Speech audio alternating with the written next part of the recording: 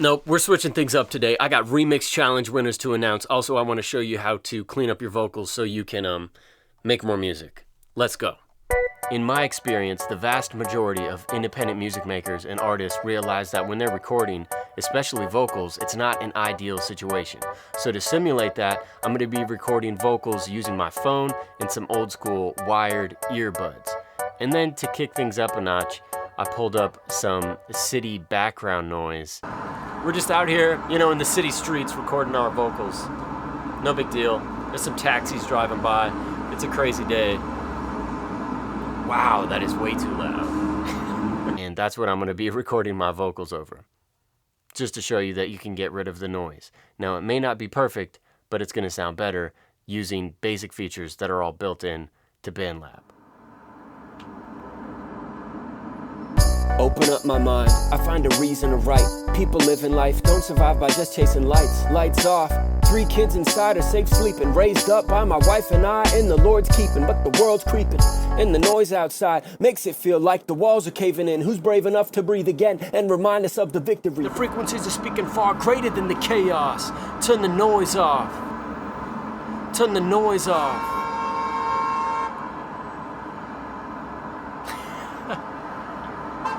Okay, I think I need to try that again. Now, if you're curious who the winners are for the Eumonik Remix Challenge, stick around to the end. But right now, gotta show you how you can get rid of noise in your vocals and in your recordings. Now, because of BandLab's seamless multi-platform experience, I'm gonna open that same project that was recorded on an Android phone on my iPad. Also, you don't need to use all of these effects. These are just options that are available to you. So let me get to it. First, I'll be adding a filter from the tone category. Also from the tone category, a graphic EQ. Then 2 from the dynamics category. We got a noise gate and then a de-esser. For now, I'm gonna turn off the effects so we can focus on each one individually. Filters can be used for all different kinds of things. On vocals, I normally use it to get rid of the low end rumble, so we need a high pass filter. So I'm going to change the type to high pass, and you'll hear what it does to the vocal. It's been thinned out significantly, so we need to change the frequency.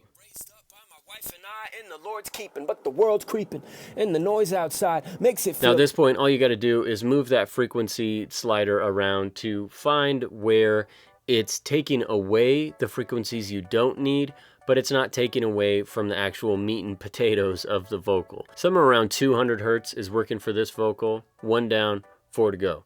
Next up, number 2, graphic EQ. I like to take a frequency and boost it to hear how it's affecting it and to hear if it's a really resonant, noisy, boxy, muddy, harsh, etc. frequency, and then just lower it a little bit so I'm crafting or sculpting the tone of the recording. Don't survive by just chasing lights. Lights off, 3 kids inside are safe sleeping. Raised up by my wife and I in the Lord's keeping. But the world's creeping, and the noise outside makes it feel like the walls are caving. As you saw there, I give it a little boost around 200 or 400 hertz and then notched away just a little bit of it. All we're doing is sculpting the sound and hopefully make it sound a little bit better with this EQ, the graphic EQ.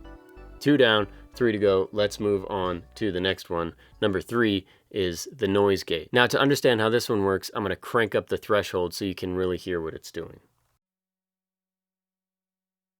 Open up my mind, I find a reason to write. People living life don't survive by just chasing lights. As you can hear, it's like slicing important parts of the vocal away, and we don't want that to happen. We just want the noise gate to be turned on when there's no talking or there's no rapping or singing. That's when we want the noise gate to activate. So we have to change the threshold and find a good spot where it does that, but it's not taken away from the actual performance. And the noise outside makes it feel like the walls are caving in. Who's brave enough to breathe again and remind us of the victory, the frequency? An important thing to listen for when using a gate is those pauses or those breaths. If those get decreased or effectively taken away, and the vocal, when it comes back in, it's not being cut off, then you got a good spot. 3 down, 2 to go. Number 4 is a de-esser. Now, a de-esser is a frequency-specific compressor. So it focuses on just a certain frequency, and when that frequency becomes too loud, that's when it activates and squeezes it. De-essers are focused on the ps and the ts and the k, all the harsh, crisp consonants that we say in certain syllables.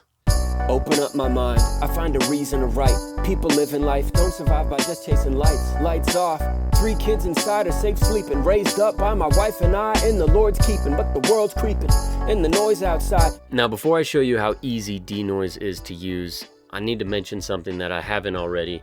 When you're adding effects, especially if you're carving or toning a vocal, you need to make sure to listen to it in context to the music that it's going to be in. You don't want to just solo the track and make all these significant changes, then you bring the music back in and your vocal just doesn't fit. It's easy to take too much away from a vocal when you're just listening to the vocal.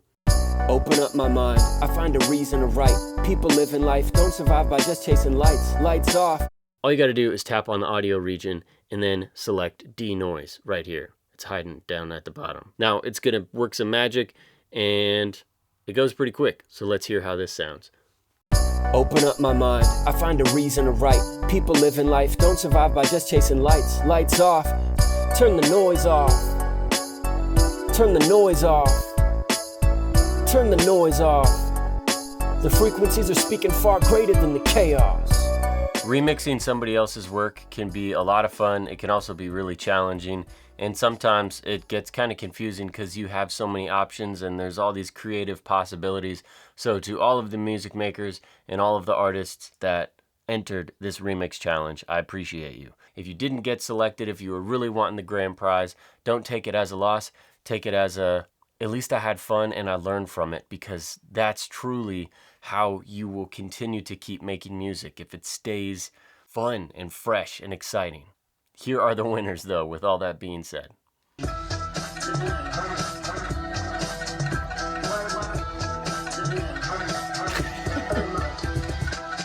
Fourth place is Deep Kibbs. This one had a stank factor of probably like 8. The moment the beat dropped, what is this? You know, did one of those. It was right. It felt good. So, Deep Kibbs, well done.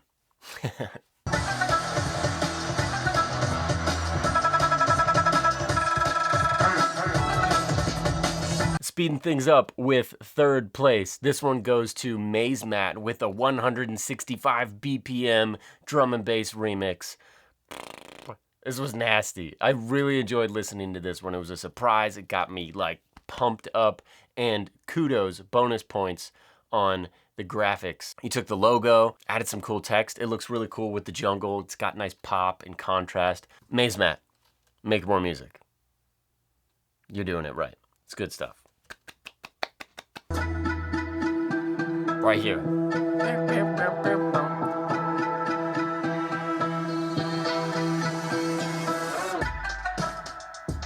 Grooving on into second place, we have Rick with a very eclectic, vibrant remix.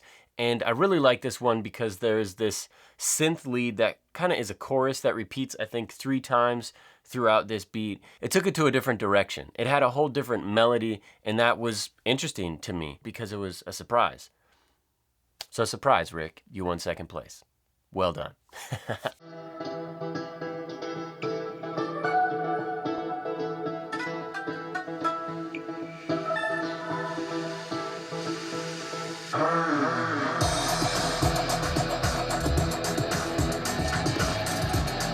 Grand prize, first place, Morrow S. This is a Frankenstein beat, in your words.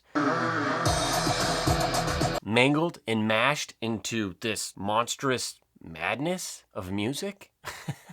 First off, you get bonus points because you not only used the sounds from the project, but you also grabbed a bunch of other sounds from my BandLab loop pack. I was constantly getting this mosaic of pieces from sounds that I'm familiar with because I made them, but at the same time, you have to amalgamate them in some cohesive way, and this just all seemed to flow. You said you mangled and mashed many sounds, and that is kind of like the way kids play with Play-Doh. I'm thinking of my children at the moment, but I could feel that. I knew that when you were making it, you had fun. You were just like, oh, let's try this. Maybe this will work. And you just threw everything together. I think I honor that because that's what I do when I'm making music. It doesn't come from a technical place. It comes from that squishing Play-Doh, let's make this and try this out. And that's what this beat felt like, if that makes any sense at all. It felt like you were discovering something, and as I listened to it,